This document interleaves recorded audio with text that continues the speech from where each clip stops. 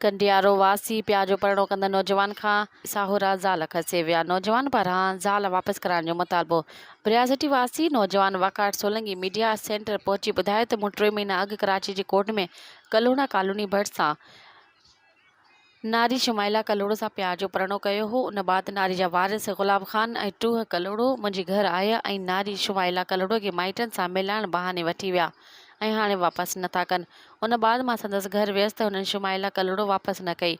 हुननि ॿुधायो त मूंखे ख़दशो आहे त केस मारियो वेंदो। हुननि आला इख़्तियारियुनि SHO Bilal colony, Karachi SSP Naushahro Feroze, SHO ब्रियाज़िटी ऐं ॿिनि वस वारनि खां मुतालबो कयो आहे त मुंहिंजी घरवारी शुमाइला कल्होड़ो खे वापसि मुंहिंजे हवाले कयो वञे। मज़ीद ख़बरनि ऐं तफ़सीलात लाइ विज़िट कयो असांजी वेबसाइट www.awamiNewsHD.com ऐं ॾिसंदा रहो अवामी न्यूज़ HD।